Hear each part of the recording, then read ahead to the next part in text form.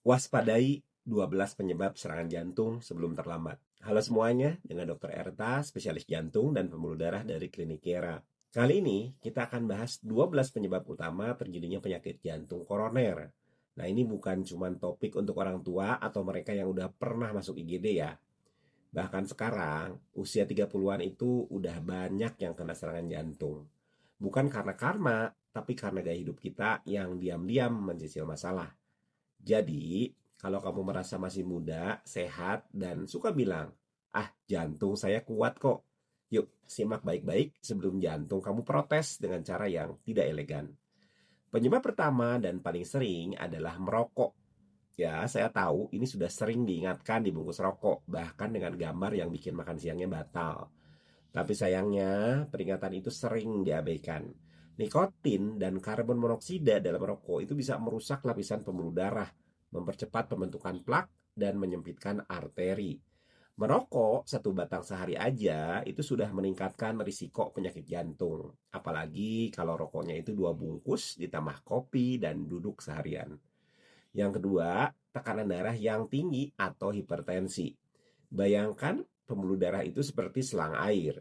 Kalau tekanannya itu terus tinggi, lama-lama selangnya bisa aus, rusak, atau bahkan pecah. Hipertensi itu membuat jantung bekerja lebih keras dan kalau dibiarkan bisa mempercepat kerusakan dinding arteri.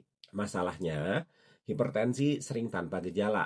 Jadi banyak orang baru tahu setelah komplikasi terjadi. Nah, itu sebabnya cek tekanan darah rutin itu lebih penting daripada cek like di Instagram kamu. Yang ketiga, kadar kolesterol yang tinggi. Bukan cuma kolesterol total ya, tapi yang paling perlu diperhatikan adalah LDL atau kolesterol jahat dan HDL atau kolesterol baik. Kalau LDL-nya tinggi dan HDL-nya rendah, maka pembuluh darah kita itu bisa tertutup plak seperti selokan yang mampet karena minyak goreng. Nah, ini bisa menyebabkan aliran darah ke jantung tersumbat dan memicu serangan jantung. Makanan bersantan, gorengan, dan daging berlemak itu harus dibatasin. Jangan sampai lidahnya kenyang tapi jantungnya itu sengsara. Yang keempat, diabetes. Gula darah yang tinggi terus-menerus itu bisa merusak dinding pembuluh darah dan mempercepat terbentuknya plak aterosklerotik. Orang dengan diabetes memiliki risiko 2 hingga 4 kali lebih besar terkena penyakit jantung koroner dibandingkan orang tanpa diabetes. Jadi, meskipun kamu bukan penggemar makanan manis, kalau kamu suka minum teh manis 2 kali sehari dan jarang olahraga, kamu tetap beresiko. Yang kelima, obesitas atau kelebihan berat badan. Lemak tubuh yang berlebih, terutama di daerah perut, itu berkontribusi terhadap tekanan darah tinggi. Lemak tubuh yang berlebih, terutama di perut, itu berkontribusi terhadap tekanan darah tinggi, kadar kolesterol yang tidak normal, dan resistensi insulin. Obesitas seringkali tidak datang sendirian. Dia bawa temannya, hipertensi, kolesterol, dan diabetes.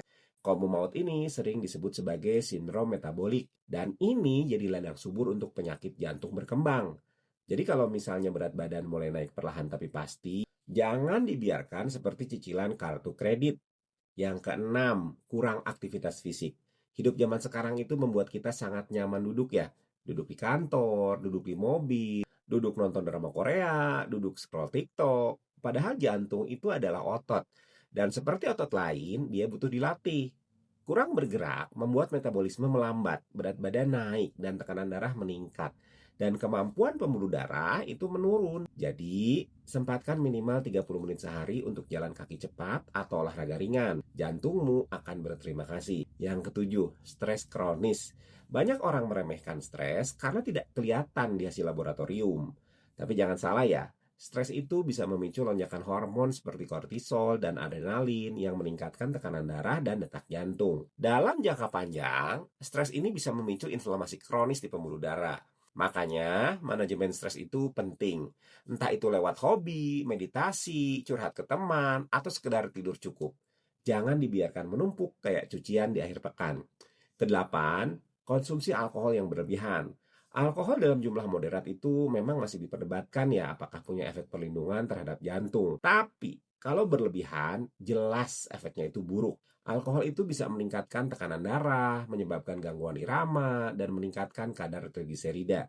Jadi kalau misalnya kamu berpikir minum sedikit biar rileks, pastikan ya itu benar-benar sedikit, bukan satu botol seukuran keluarga. Dan untuk yang muslim, udah jelas ya nggak boleh. Kesembilan, Riwayat keluarga dengan penyakit jantung. Kalau orang tua atau saudara kandung itu pernah mengalami serangan jantung di usia muda, resiko kamu itu meningkat secara signifikan.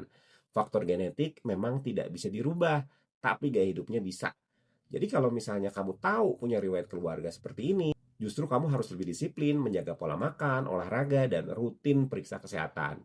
Jangan jadikan gen sebagai alasan untuk menyerah. Kesepuluh, kurang tidur atau tidur yang tidak berkualitas. Tidur itu bukan cuma untuk memulihkan tenaga, tapi penting untuk menjaga kestabilan hormon dan tekanan darah. Orang yang sering begadang atau tidurnya itu terganggu, punya risiko lebih tinggi kena penyakit jantung. Jadi kalau misalnya kamu udah berusaha makan sehat dan olahraga, tapi tetap sering pusing dan cepat lelah, coba evaluasi kualitas tidurmu. Jangan-jangan tubuhmu itu belum benar-benar istirahat. Kesebelas, inflamasi kronis di dalam tubuh. Nah ini bisa berasal dari berbagai penyakit ya, seperti penyakit autoimun, infeksi kronis, atau bahkan kondisi gusi yang tidak sehat. Peradangan itu bisa membuat pembuluh darah lebih rentan mengalami kerusakan dan memicu pembentukan plak. Jadi kalau misalnya kamu punya masalah gusi berdarah atau sakit gigi yang tidak kunjung sembuh, ada yang bolong atau ada gigi yang tanggal dibiarkan, itu jangan disepelekan. Bisa jadi itu bukan cuma soal gigi, tapi sinyal awal dari proses inflamasi sistemik yang akhirnya bisa mengancam jantung. Dan yang terakhir, paparan polusi udara. Mungkin ini terdengar mengejutkan, tapi sudah banyak studi yang menunjukkan bahwa paparan jangka panjang terhadap polusi udara, terutama partikel halus PM2,5, itu bisa merusak pembuluh darah dan meningkatkan risiko penyakit jantung. Bukan berarti kamu harus pindah ke hutan ya, tapi gunakan masker di tempat yang ramai, hindari olahraga di dekat jalan raya, dan pastikan sirkulasi udara di rumah itu baik. Jantung kita juga butuh udara bersih untuk bertahan hidup. Nah, itu dia 12 penyebab penyakit jantung koroner yang mungkin tidak semuanya kamu sadari. Yuk, bantu sebarkan informasi ini ke teman, keluarga, saudara, atau siapapun yang kamu sayangin. Semakin banyak yang tahu, semakin banyak yang bisa mencegah sebelum terlambat. Karena menjaga jantung itu bukan soal umur, tapi soal pilihan gaya hidup setiap hari.